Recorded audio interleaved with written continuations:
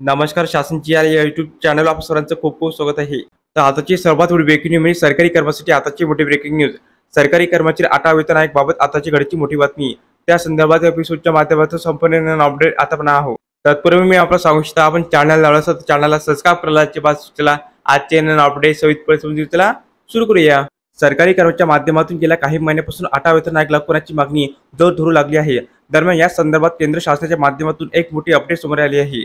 खरे तर वेतन आयोगाची पहिल्यांदा 1947 मध्ये स्थापना करण्यात आली होती. म्हणजे स्वतंत्र प्राप्तीनंतर वेतन आयोगाची स्थापना झाली आहे. दरम्यान वेतन आयोगाचा आतापर्यंत इतिहास पाहिला असता तर 10 वर्षांनी नवीन वेतन आयोग लागू होतो. मागील वेतन आयोग हा 2016 मध्ये लागू झाला आहे. अशा परिस्थितीत नवीन वेतन आयोग अर्थात 8 वेतन आयोगाची स्थापना 2026 पर्यंत लागू होणे अपेक्षित आहे. परंतु 7वा वेतन आयोग लागू करण्याच्या 2 वर्षापूर्वीच अर्थात 2014 मध्ये 7वा वेतन आयोग समिती स्थापन करण्यात आली होती. यामुळे 2026 मध्ये 8वा वेतन आयोग लागू करण्यापूर्वीच याची देखील समिती स्थापन होणे आवश्यक आहे. या वर्षातच ही समिती स्थापन झाली तर सरकारला नियोजन वेळेत वेतन आयोग लागू करणे शक्य होणार आहे.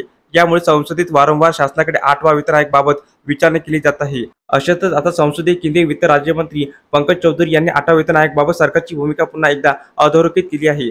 सद्यस्थितीला नवीन वेतन आयोग लागू करण्याची सरकारची भूमिका नसल्याचे त्यांनी म्हटले आहे.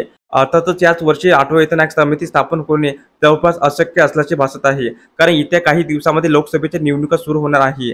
लवकरच निवडणूक आयोग माध्यमातून लोकसभेच्या तारखा जाहीर होण्याची शक्यता आहे. मीडिया रिपोर्टनुसार 13 मार्च पासून लोकसभेच्या निवडणुका आचारसंहिता लागू होऊ शकते. अशा परिस्थितीत 8वा वेतन आयोग समिती स्थापन करणे सरकारला अशक्य होणार आहे. खरे तर निवडणुकीपूर्वीच 8वा वेतन आयोग स्थापित करण्याबाबत केंद्रातील मोदी सरकार सकारात्मक निर्णय घेईल असे वाटत होते. मात्र केंद्र शासनाने याबाबत सकारात्मक निर्णय घेतला नसल्याचे नवीन वेतन आयोग पुढील वर्षी स्थापित होईल अशी शक्यता आहे. तर अशा प्रकारे सरकारी कर्मचारी 8वा वेतन आयोग बाबत अतिशय महत्त्वपूर्ण अपडेट या एपिसोडच्या माध्यमातून आपण पाहिली आहे. तर हा व्हिडिओ आपल्याला आवडला असेल तर चॅनलला नक्की सबस्क्राइब करा, लाईक करा, कमेंट करा आणि असेच नवनवीन अपडेट मिळण्यासाठी शासन या यूट्यूब चॅनलला सबस्क्राइब करा, लाईकची बात चुका. धन्यवाद.